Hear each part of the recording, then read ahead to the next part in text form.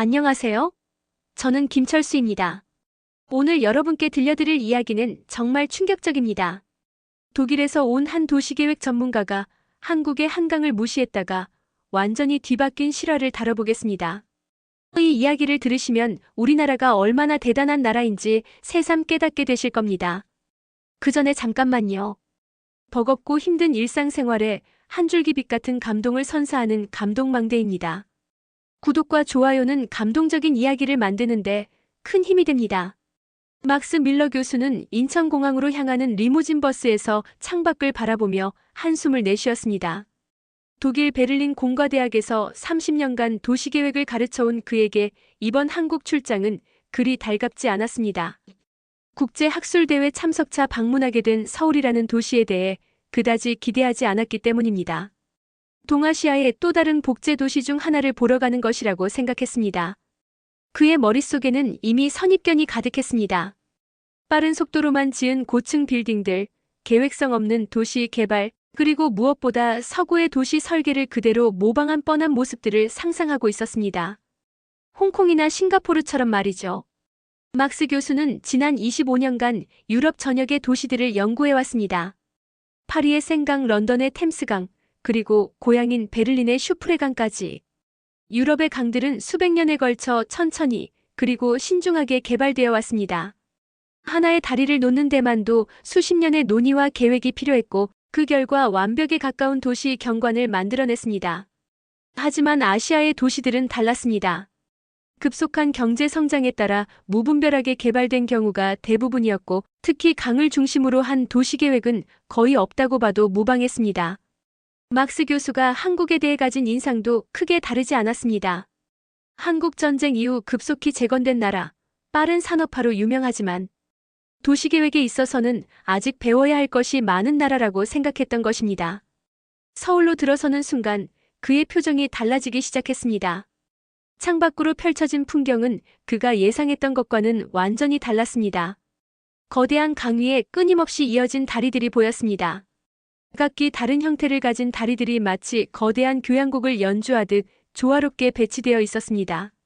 어떤 다리는 지하철이 지나가고 어떤 다리는 자동차 전용이었습니다. 또 다른 다리는 보행자와 자전거를 위한 공간까지 섬세하게 구분되어 있었습니다. 심지어 야간 조명까지 고려한 설계가 눈에 띄었습니다. 막스 교수는 무심코 중얼거렸습니다. 이건 내가 알던 도시 설계의 문법이 아니야. 독일에서 하나의 교량을 완공하려면 기획부터 시작해서 최소 10년은 걸립니다. 환경 영향평가만 2년, 시민공청회와 각종 심의 과정에서 3년, 실제 설계와 시공에 5년 이상이 소요됩니다. 완벽을 추구하는 독일식 접근법이죠. 그런데 이곳은 수십 개의 다리가 마치 하나의 시스템처럼 완벽하게 연결되어 있었습니다. 더 놀라운 것은 각 다리의 기능적 분배였습니다. 교통량과 용도에 따라 체계적으로 배치되어 있었고 각 양쪽을 연결하는 것을 넘어서 하나의 거대한 도시 인프라로 기능하고 있었습니다. 이는 막스 교수가 그동안 보아온 어떤 유럽 도시에서도 찾아볼 수 없는 규모와 체계성이었습니다. 버스가 첫 번째 다리를 건너는 순간 막스 교수는 완전히 압도되었습니다. 교량 아래로는 지하철 2호선이 정확히 시간에 맞춰 지나가고 위로는 수백 대의 차량이 질서정연하게 흐르고 있었습니다. 강변에는 시민들이 산책하고 자전거를 타는 모습도 보였습니다. 이 모든 것이 하나의 유기체처럼 움직이고 있었습니다. 옆자리에 앉은 한국인 승객이 그의 놀란 표정을 보고 미소를 지었습니다. 한강 다리들은 전부 50년 안에 세운 겁니다. 1960년대만 해도 다리가 3개뿐이었거든요. 막스 교수는 믿을 수 없다는 듯 웃었습니다. 농담이시죠? 하지만 그것은 농담이 아니었습니다. 승객은 스마트폰을 꺼내 1960년대 한강 사진을 보여주었습니다. 정말로 다리가 3개뿐이었습니다. 한강대교, 광진교, 그리고 양화대교. 그게 전부였습니다. 그리고 지금은 30개가 넘는 다리가 한강을 가로지르고 있었습니다. 막스 교수는 충격을 받았습니다. 50년 만에 27개의 다리를 더 건설했다는 것은 유럽의 상식으로는 불가능한 일이었기 때문입니다. 호텔에 도착한 막스 교수는 짐을 풀자마자 컴퓨터를 켰습니다. 버스에서 본 광경이 계속 머릿속을 맴돌았기 때문입니다. 정말로 50년 만에 27개의 다리를 건설할 수 있는 것인지, 그리고 그것이 사실이라면 어떤 방식으로 가능했는지 궁금했습니다. 인터넷 검색을 통해 찾아본 자료들은 그를 더욱 놀라게 했습니다. 1960년대 한강 사진에는 정말로 다리가 3개뿐이었습니다. 한강대교, 광진교, 양화대교가 전부였고 강 주변은 지금과는 완전히 다른 모습이었습니다. 농경지와 작은 마을들이 강변을 따라 자리 잡고 있었고 현재의 강남 지역은 그야말로 논밭이었습니다. 그런데 1970년대부터 상황이 급격히 바뀌기 시작했습니다. 한남대교가 1969년에 준공되었고 성수대교가 1979년에 완공되었습니다. 1980년대에는 반포대교, 잠실대교, 올림픽대교가 차례로 건설되었습니다. 막스 교수는 각 다리의 건설 연도를 하나씩 확인하며 메모해 나갔습니다. 더 놀라운 것은 1990년대와 2000년대였습니다. 성산대교, 한강철교, 서강대교, 마포대교, 원효대교, 한강대교, 동작대교, 반포대교, 잠수교, 한남대교, 동호대교, 성수대교, 영동대교, 잠실철교, 잠실대교, 올림픽대교, 천호대교, 광진교, 구리암사대교까지 각각의 다리가 서로 다른 목적과 기능을 가지고 체계적으로 배치되어 있었습니다. 막스 교수는 독일의 상황과 비교해보기 시작했습니다. 베를린의 슈프레강에는 현재 총 17개의 다리가 있습니다. 하지만 이 다리들은 수백 년에 걸쳐 건설된 것들입니다. 가장 오래된 오베르바움 다리는 1896년에 건설되었고 가장 최근의 다리도 1990년대 독일 통일 이후에 완공되었습니다. 약 100년에 걸쳐 17개의 다리를 건설한 것입니다. 파리의 생강은 어떨까요?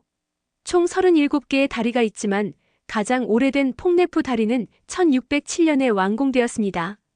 거의 400년에 걸쳐 현재의 모습을 갖춘 것입니다. 런던의 템스강도 마찬가지입니다. 총 33개의 다리가 있지만 런던 브리지부터 시작해서 수백 년에 걸쳐 단계적으로 건설되었습니다. 그런데 서울은 달랐습니다. 1960년에 3개였던 다리가 2020년에는 30개가 넘었습니다. 60년 만에 10배가 증가한 것입니다. 더욱 놀라운 것은 이 다리들이 단순히 강을 건너는 목적만이 아니라 각각 고유한 기능과 역할을 가지고 있다는 점이었습니다. 지하철 전용 다리, 자동차 전용 다리, 복합교통 다리, 보행자 전용 다리까지. 심지어 잠수교처럼 수위에 따라 잠기기도 하는 특수한 다리도 있었습니다. 막스 교수는 이런 다양성과 체계성을 본 적이 없었습니다. 유럽의 다리들은 대부분 비슷비슷한 기능을 가지고 있었기 때문입니다. 밤이 깊어갈수록 막스 교수의 놀라움은 커져갔습니다. 한강 다리들의 건설 과정을 자세히 살펴보니 단순한 건설 프로젝트가 아니라 거대한 도시 개발 계획의 일부였다는 것을 알 수 있었습니다. 강남 개발, 여의도 개발, 상암동 개발 등과 연계되어 체계적으로 진행된 것이었습니다. 예를 들어 한남대교는 강남 개발의 시작점이었습니다. 이 다리가 없었다면 강남이 지금처럼 발전할 수 없었을 것입니다. 잠실대교는 88 서울올림픽을 위한 인프라 구축의 일환이었고 성산대교는 상암동 월드컵 경기장과 연결되는 교통망의 핵심이었습니다. 막스 교수는 깨닫기 시작했습니다. 이건 단순한 건설이 아니라 전략이었다고. 홍수 방지, 교통 분산, 도시 개발이 동시에 고려된 종합적인 도시계획이었던 것입니다. 유럽에서는 각 부처가 따로따로 일하는 경우가 많지만 한국은 모든 것을 하나의 큰 그림 안에서 통합적으로 접근한 것 같았습니다. 새벽 3시가 되어서야 막스 교수는 컴퓨터를 끄고 침대에 누웠습니다. 머릿속에는 한 가지 생각만 맴돌았습니다. 50년 만에 유럽의 500년을 따라잡았다고? 정말로 가능한 일이었을까? 내일 한강관리본부를 찾아가 직접 확인해봐야겠다는 생각이 들었습니다. 다음 날 아침 일찍 막스 교수는 한강사업본부를 찾았습니다. 전날 밤 인터넷으로 찾은 정보만으로는 만족할 수 없었기 때문입니다. 직접 담당자들을 만나 한국이 어떻게 이런 놀라운 일을 해낼 수 있었는지 알고 싶었습니다. 한강사업본부 로비에 들어서자마자 그의 눈에 들어온 것은 거대한 전광판이었습니다. 한강 전체를 실시간으로 보여주는 통합관제 시스템이었습니다. 각 다리의 교통 상황, 강의 수위, 수질 상태, 심지어 날씨 정보까지 모든 것이 하나의 화면에서 실시간으로 관리되고 있었습니다. 독일에서는 이런 통합 시스템을 본 적이 없었습니다. 교통은 교통부, 환경은 환경부, 건설은 건설부가 각각 따로 관리하는 것이 일반적이었기 때문입니다. 하지만 여기서는 모든 것이 하나의 시스템으로 연결되어 있었습니다. 김정호 차장이 막스 교수를 안내했습니다.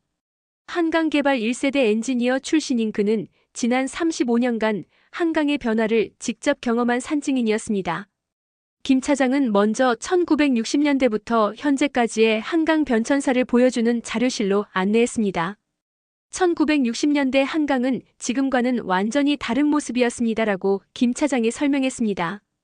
매년 여름이면 대홍수가 발생했고 강 양쪽이 제대로 연결되지 않아 도시 발전에 큰 걸림돌이 되었습니다. 그때는 강남이라는 개념 자체가 없었어요. 그냥 강 건너편 시골이었죠. 막스 교수는 1960년대 홍수 사진들을 보며 놀랐습니다. 지금의 여의도 강남 일대가 모두 물에 잠겨 있었습니다. 이런 상황에서 어떻게 현재 같은 도시를 만들어낼 수 있었을까요? 김 차장은 계속 설명했습니다. 1970년대부터 본격적인 한강 종합개발이 시작되었습니다. 단순히 다리만 놓는 것이 아니라 홍수 방지, 도시 확장, 교통체계 구축을 모두 동시에 고려한 종합계획이었습니다. 당시로서는 전례 없는 규모의 프로젝트였어요. 가장 인상적이었던 것은 한국의 접근 방식이었습니다. 독일은 하나의 다리를 건설할 때 완벽을 추구합니다. 모든 가능성을 검토하고 수년간의 검토 과정을 거쳐 최적의 설계안을 만들어냅니다. 하지만 시간이 오래 걸리는 것이 단점입니다. 반면 한국은 달랐습니다. 우리는 완벽보다는 속도를 선택했습니다라고 김 차장이 말했습니다. 하지만 그것이 무모한 속도가 아니라 계산된 속도였어요. 전체 계획을 먼저 세우고 우선순위를 정해서 단계적으로 실행했습니다. 예를 들어 한남대교 건설을 보면 단순히 강을 건너는 다리가 아니라 강남 개발의 첫 단추였습니다. 이 다리가 완공되면서 강남 지역으로 사람과 자본이 이동할 수 있게 되었고 그 결과 새로운 도시가 탄생할 수 있었습니다. 막스 교수는 질문했습니다. 그런데 이렇게 빠른 속도로 많은 다리를 건설하면서 안전 문제는 없었나요? 김 차장은 미소를 지으며 답했습니다. 물론 우려가 있었습니다. 하지만 우리는 기술을 축적해 나가면서 동시에 안전 기준도 높여 나갔어요. 실제로 1990년대 성수대교 붕괴 사고가 발생했을 때 한국 전체가 충격에 빠졌습니다. 하지만 그 사고를 계기로 더욱 엄격한 안전관리 시스템이 구축되었습니다. 실패를 통해 배우고 발전하는 것, 그것이 한국식 접근법이었다고 볼 수 있습니다. 김 차장은 계속해서 설명했습니다. 1980년대 올림픽 준비 과정에서는 또 다른 도약이 있었습니다. 잠실대교, 올림픽대교 등이 건설되면서 한강 동쪽 지역의 개발이 본격화되었어요. 단순히 경기장을 짓는 것이 아니라 도시 전체의 균형 발전을 고려한 것이죠. 막스 교수는 점점 더 놀라게 되었습니다. 한국의 도시계획은 단순히 건물을 짓고 도로를 내는 것이 아니라 경제 발전, 사회 변화, 미래 비전을 모두 통합한 종합적인 접근이었습니다. 이는 유럽에서도 찾아보기 어려운 방식이었습니다. 2000년대에 들어서는 또 다른 변화가 있었습니다. 단순한 교통 기능을 넘어서 문화와 여가를 고려한 다리들이 건설되기 시작했습니다. 반포 레인보우 브리지의 분수쇼, 세빛 둥둥섬 같은 문화시설들이 그 예입니다. 막스 교수는 깨달았습니다. 이건 우연이 아니야. 50년간 일관된 비전과 전략이 있었던 거야. 한국은 단순히 빠르게 건설한 것이 아니라 미래를 내다보고 계획적으로 도시를 만들어 온 것이었습니다. 김 차장은 막스 교수를 한강통합관제센터로 안내했습니다. 거대한 스크린이 벽 전체를 덮고 있는 이곳은 마치 우주선의 조종실 같았습니다. 수십 명의 관제사들이 각자의 모니터 앞에서 한강 전체를 실시간으로 관리하고 있었습니다. 24시간 통합 관제 시스템입니다라고 김 차장이 설명했습니다. 교통, 수위, 수질, 기상 상황을 모든 것을 동시에 관리합니다. 예를 들어 비가 많이 오면 홍수 경보와 함께 교통 통제도 자동으로 이루어져요. 하나의 시스템에서 모든 것이 연동됩니다. 막스 교수는 독일과의 차이를 실감했습니다. 베를린에서는 교통관리소, 하천관리소, 환경관리소가 각각 따로 운영됩니다. 비가 와서 강물이 불어나면 하천관리소에서 관리하고 교통체증이 발생하면 교통관리소에서 따로 대응합니다. 정보 공유도 제한적이고 대응도 늦어집니다. 하지만 여기서는 달랐습니다. 한 명의 관제사가 여러 대의 모니터를 통해 복합적인 상황을 실시간으로 파악하고 있었습니다. 비가 오기 시작하면 기상 정보가 먼저 뜨고 예상 강수량에 따라 수위 변화를 예측합니다. 동시에 교통량 변화도 예상하여 우회 경로를 미리 안내합니다. 더 놀라운 것은 시민들과의 소통 방식이었습니다. 스마트폰 앱을 통해 실시간 정보가 제공되고 시민들도 직접 상황을 신고할 수 있었습니다. 예를 들어 어떤 시민이 다리 위에서 이상한 소음을 들었다고 신고하면 즉시 해당 다리의 안전 점검이 이뤄집니다. 김 차장은 계속 설명했습니다. 우리가 가장 중요하게 생각하는 것은 예방입니다. 문제가 발생하기 전에 미리 파악하고 대응하는 것이죠. 그래서 모든 다리에 센서가 설치되어 있고 온도, 진동, 응력 변화 등을 24시간 모니터링합니다. 막스 교수는 한 가지 궁금한 점을 물어봤습니다. 이렇게 많은 다리를 동시에 관리하는 것이 효율적인가요? 유럽에서는 각 다리마다 별도의 관리 체계를 두는 것이 일반적입니다. 김 차장의 답변은 명확했습니다. 처음에는 우리도 그랬어요. 하지만 한강의 특성상 모든 다리가 연결되어 있다는 것을 깨달았습니다. 한 다리에 문제가 생기면 다른 다리들로 교통량이 몰리거든요. 따라서 통합 관리가 훨씬 효율적입니다. 실제로 대형 화면에서는 실시간 교통 흐름을 볼 수 있었습니다. 한남대교에서 교통정체가 발생하자 자동으로 동호대교와 반포대교로 우회 안내가 나갔습니다. 10분 후 교통량이 분산되면서 전체적인 흐름이 원활해졌습니다. 이것이 바로 복합의 미학이구나라고 막스 교수는 생각했습니다. 개별 다리들이 따로 존재하는 것이 아니라 하나의 거대한 시스템으로 작동하고 있었습니다. 마치 인체의 혈관과 같았습니다. 한 곳이 막히면 다른 곳으로 혈액이 흘러 전체적인 순환을 유지하는 것처럼 말입니다. 김 차장은 막스 교수를 야외 전망대로 안내했습니다. 여기서는 한강 전체를 한눈에 볼 수 있었습니다. 수십 개의 다리가 강을 가로지르며 도시 전체를 하나로 연결하고 있었습니다. 각각의 다리는 서로 다른 디자인과 기능을 가지고 있지만 전체적으로는 조화로운 하나의 풍경을 만들어내고 있었습니다. 보세요, 저 멀리 여의도가 보이시죠? 라고 김 차장이 손가락으로 가리켰습니다. 1970년대만 해도 저곳은 모래섬이었어요. 지금은 한국의 금융 중심지가 되었죠. 마포대교와 여의도대교가 없었다면 불가능했을 일입니다. 강남도 마찬가지입니다. 한남대교, 반포대교, 잠실대교가 차례로 건설되면서 지금의 강남이 만들어졌어요. 다리가 단순히 강을 건너는 수단이 아니라 새로운 도시를 창조하는 도구였던 겁니다. 막스 교수는 감탄했습니다. 독일에서는 다리를 건설할 때 기존 도시 구조에 맞춰 계획합니다. 하지만 한국은 반대였습니다. 다리를 먼저 건설하고 그 주변에 새로운 도시를 만들어낸 것입니다. 이는 완전히 다른 발상의 전환이었습니다. 오후 늦은 시간 막스 교수는 실제로 여러 다리를 직접 걸어보기로 했습니다. 반포대교 위에서는 시민들이 조깅을 하고 자전거를 타며 산책을 즐기고 있었습니다. 독일의 다리들은 대부분 교통수단으로만 사용되는데 여기서는 시민들의 일상적인 여가 공간이 되어 있었습니다. 한강철교에서는 지하철이 정확히 3분 간격으로 지나갔습니다. 막스 교수는 시계를 보며 확인했습니다. 정말로 정시에 운행되고 있었습니다. 독일의 기차도 정시 운행으로 유명하지만 이 정도의 정확성은 쉽지 않습니다. 저녁 무렵 반포 레인보우 브리지에서 분수쇼를 보았습니다. 수백 명의 시민들이 모여 분수와 음악, 조명이 어우러진 장관을 감상하고 있었습니다. 막스 교수는 깨달았습니다. 한국의 다리들은 단순한 인프라를 넘어서 문화와 예술의 공간이 되어 있다고. 3일째 되는 날 막스 교수는 특별한 만남을 가졌습니다. 김병철 전 한강사업본부장, 한강개발 1세대 엔지니어였던 그는 올해 75세의 나이에도 여전히 정정한 모습이었습니다.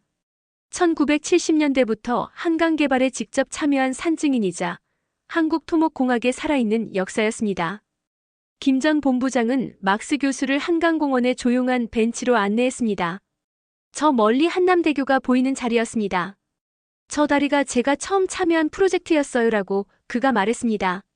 1969년 제가 28살 때였죠. 그때는 정말 절망적이었습니다라고 김 전 본부장이 회상했습니다. 한국전쟁 이후 복구가 어느 정도 마무리되었지만 서울은 여전히 한강 북쪽에만 몰려 있었어요. 강 건너편은 그야말로 시골이었죠. 하지만 도시 인구는 폭발적으로 증가하고 있었습니다. 1960년대 후반 서울 인구는 300만 명을 넘어서고 있었습니다. 하지만 도시 공간은 한계에 도달했습니다. 더 이상 북쪽으로 확장할 수 없었고 동쪽과 서쪽도 산으로 막혀 있었습니다. 유일한 해답은 강 건너편이었습니다. 하지만 문제가 있었습니다. 한강은 매년 여름마다 범람했습니다. 1925년 대홍수, 1954년 대홍수, 1972년 대홍수까지. 강 건너편에 도시를 만들려면 먼저 홍수 문제를 해결해야 했습니다. 그리고 그것은 단순히 다리 몇 개 놓는 것으로 해결될 문제가 아니었습니다. 우리에게는 선택지가 없었어요라고 김 전 본부장이 말했습니다. 천천히 할 여유도 없었고 실패할 여유도 없었습니다. 도시가 폭발적으로 커지고 있었거든요. 멈추면 서울이 마비될 상황이었어요. 그래서 우리가 선택한 것은 종합적 접근이었습니다. 홍수 방지, 교통체계, 도시 개발을 모두 동시에 고려한 마스터 플랜을 세웠습니다. 당시로서는 전례 없는 규모의 계획이었어요. 막스 교수는 질문했습니다. 그런 큰 계획을 세우고 실행하는 데 반대는 없었나요? 김 전 본부장은 쓸쓸하게 웃었습니다. 물론 많은 반대가 있었죠.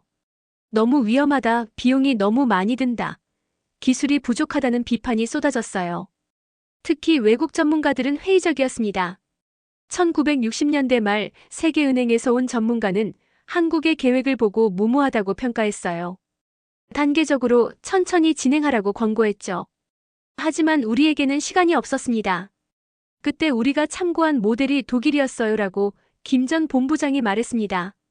2차 대전 후 독일의 재건 과정을 연구했거든요.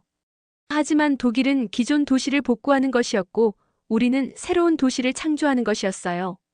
1970년대 초 한남대교 건설이 시작되었습니다. 당시 한국의 기술 수준으로는 쉽지 않은 공사였습니다. 하지만 젊은 엔지니어들이 밤낮 없이 공부하고 연구했습니다. 외국 기술자들과 협력하면서 기술을 흡수해 나갔습니다. 가장 어려웠던 것은 홍수 대책이었어요라고 김 전 본부장이 설명했습니다. 단순히 다리만 높게 만드는 것으로는 해결되지 않았거든요. 강 전체의 흐름을 바꿔야 했어요. 직강화 공사, 강변 정리, 하천 준설을 동시에 진행했습니다. 1975년 한남대교가 완공되자 상황이 급변했습니다. 강남으로 사람들이 이주하기 시작했고 새로운 주거지와 상업지구가 생겨났습니다. 1976년 강남구가 신설되었고 1980년대에는 완전히 새로운 도시로 변모했습니다. 하지만 성공이 보장된 것은 아니었습니다. 1980년대 후반 성수대교 붕괴 사고는 큰 충격이었어요라고 김 전 본부장이 말했습니다. 우리의 급속한 발전이 과연 옳은 것인지 의문을 갖게 되었죠. 그 사고를 계기로 우리는 더욱 엄격한 안전 기준을 도입했습니다. 정기 점검 시스템, 24시간 모니터링, 예방 정비 등이 체계화되었어요. 실패를 통해 배우고 발전하는 것, 그것이 우리의 방식이었습니다. 1990년대와 2000년대를 거치면서 한강은 완전히 다른 모습으로 변했습니다. 단순한 교통로가 아니라 시민들의 휴식 공간, 문화 공간으로 발전했어요. 세계 어느 도시에서도 찾아볼 수 없는 독특한 강변 문화가 만들어진 거죠. 김 전 본부장은 마지막으로 이렇게 말했습니다. 우리가 선택한 길은 위험했어요. 하지만 그 위험을 감수하지 않으면 지금의 서울은 없었을 겁니다.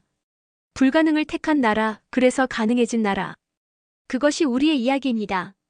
막스 교수는 깊은 감동을 받았습니다. 유럽의 완벽주의와 한국의 생존의 속도가 극명하게 대비되었습니다. 어느 것이 옳다 그르다 할 수는 없었지만 한국이 선택한 길에 대한 존경심이 마음속 깊이 피어났습니다. 막스 교수의 한국 방문 4일째, 서울대학교에서 열린 국제도시계획 심포지엄에 참석하게 되었습니다. 이 행사는 세계 각국의 도시계획 전문가들이 모여 경험을 공유하는 자리였습니다. 하지만 막스 교수가 예상했던 것과는 완전히 다른 분위기였습니다. 하버드 대학교의 제임스 로빈슨 교수가 첫 번째 발표를 시작했습니다. 한강 모델은 21세기 도시 혁신의 새로운 패러다임입니다라고 그가 말했습니다.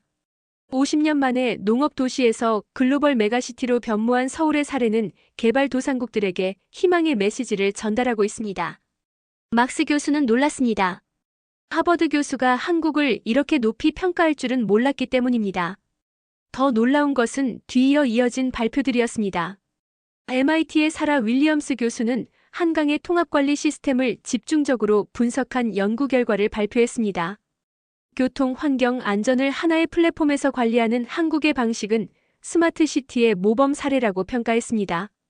보스턴의 찰스강 개발에도 이 모델을 적용하려고 연구 중이라고 했습니다.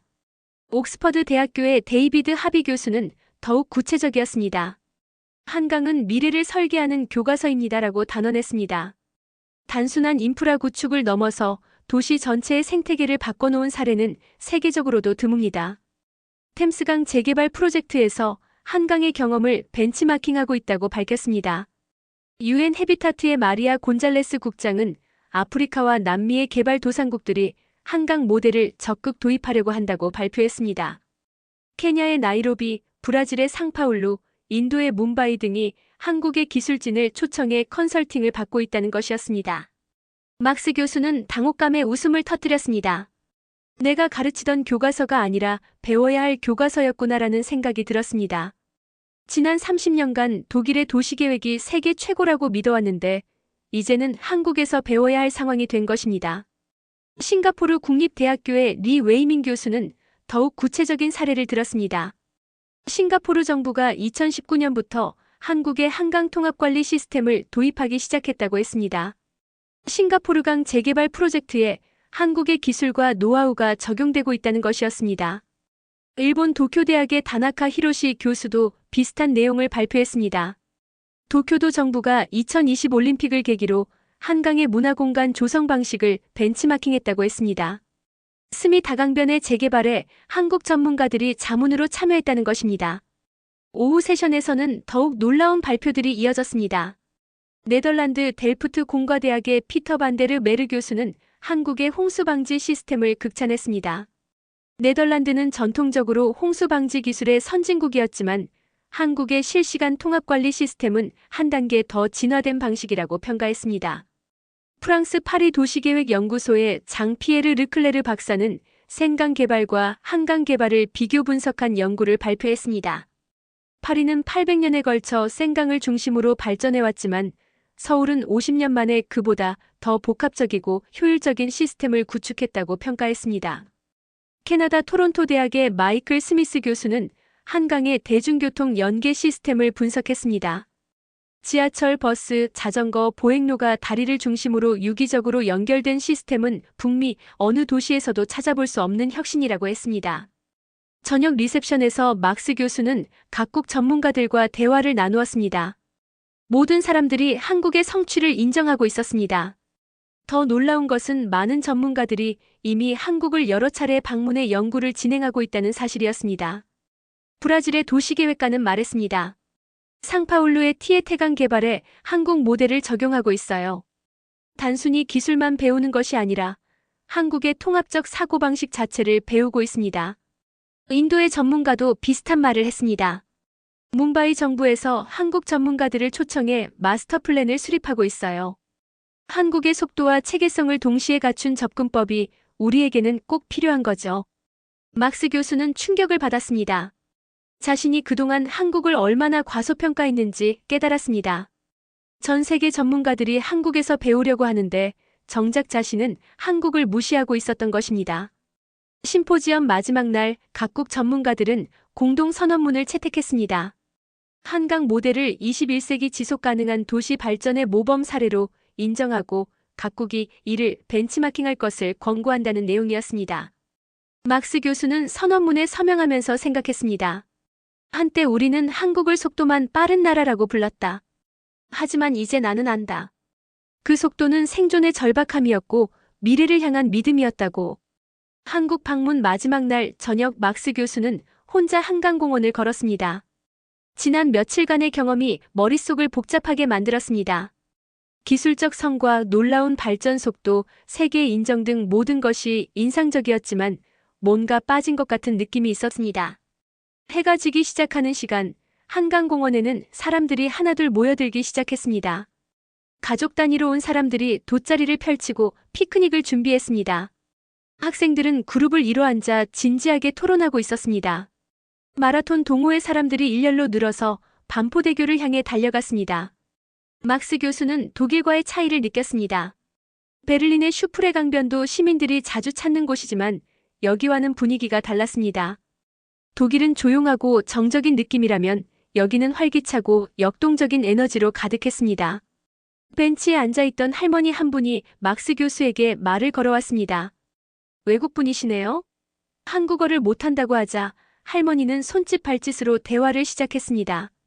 옆에 있던 대학생이 통역을 도와주었습니다. 할머니는 올해 78세라고 했습니다. 1960년대부터 이 근처에 살아왔다고 했습니다. 그때는 여기가 모두 논밭이었다며 옛날 이야기를 들려주었습니다. 여름이면 홍수가 나서 집이 물에 잠기기도 했고 겨울이면 강이 꽁꽁 얼어서 썰매를 타기도 했다고 했습니다. 우리 세대는 강을 건넜고 너희 세대는 그 위를 달리고 손주 세대는 그 아래를 지나간다며 할머니가 말했습니다. 한강은 우리의 세월이야. 이 말을 통역해준 대학생도 감동받은 듯한 표정을 지었습니다. 막스 교수의 눈에 눈물이 고였습니다. 이건 단순한 인프라가 아니었습니다. 민족의 기억과 감정이 흐르는 강이었습니다. 할머니의 말 속에는 한국 현대사 70년이 고스란히 담겨 있었습니다. 어둠이 내리자 한강의 야경이 시작되었습니다. 수십 개의 다리에 불이 켜지면서 강 전체가 거대한 빛의 띠로 변했습니다. 각각의 다리가 서로 다른 색깔의 조명으로 개성을 드러냈지만 전체적으로는 하나의 아름다운 풍경을 만들어냈습니다. 반포 레인보우 브리지에서 분수쇼가 시작되었습니다. 음악에 맞춰 춤추는 물줄기와 화려한 조명이 어우러져 환상적인 장관을 연출했습니다. 수백 명의 시민들이 박수를 치며 감탄했습니다. 막스 교수도 모르게 함께 박수를 쳤습니다. 젊은 커플들이 손을 잡고 다리 위를 걸었습니다.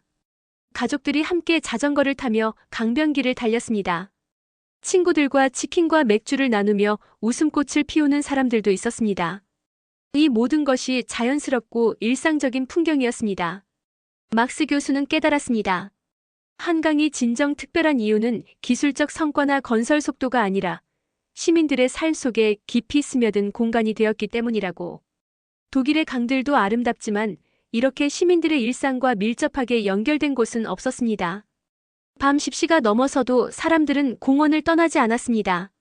24시간 편의점에서 간식을 사오는 사람들, 늦은 시간까지 조깅하는 사람들, 벤치에서 연인과 대화를 나누는 커플들. 한강은 밤에도 살아 숨쉬는 공간이었습니다. 마지막으로 막스 교수는 한강철교 위에 올라갔습니다. 밤늦은 시간에도 지하철이 정확하게 운행되고 있었습니다. 다리 위에서 내려다본 한강의 야경은 정말 장관이었습니다. 강 양쪽으로 펼쳐진 서울의 불빛들이 물에 반사되어 두 배로 아름다웠습니다. 그 순간 막스 교수는 완전히 이해했습니다. 한강은 단순한 강이 아니라 한국인들의 꿈과 희망이 흐르는 강이었습니다. 전쟁의 폐허에서 일어선 민족의 의지가 만든 기적이었습니다. 기술을 넘어선 감정의 풍경이었습니다. 호텔로 돌아가는 길 막스 교수는 생각했습니다. 내일 독일로 돌아가면 동료들에게 무엇을 말해야 할까? 한국의 기술적 성과도 중요하지만 더 중요한 것은 이 모든 것이 시민들의 행복을 위한 것이었다는 점입니다. 인천공항으로 향하는 리무진 버스 안 막스 교수는 일주일 전과는 완전히 다른 마음으로 창밖을 바라보았습니다. 똑같은 풍경이지만 이제는 모든 것이 다르게 보였습니다. 한강을 가로지르는 수십 개의 다리들이 더 이상 단순한 건축물이 아니라 한 민족의 의지와 꿈이 담긴 역사의 증언이었습니다. 지난 6일간의 경험이 주마등처럼 스쳐갔습니다. 첫날 버스에서 느꼈던 놀라움, 한강사업본부에서 본 통합관리 시스템의 경이로움, 김 전 본부장과의 감동적인 만남, 국제 심포지엄에서 받은 충격, 그리고 어젯밤 한강공원에서의 깨달음까지. 막스 교수는 노트북을 꺼내 메모를 정리하기 시작했습니다. 베를린 대학으로 돌아가면 동료들에게, 그리고 학생들에게 이 놀라운 이야기를 전해야 했습니다. 하지만 어디서부터 시작해야 할지 막막했습니다.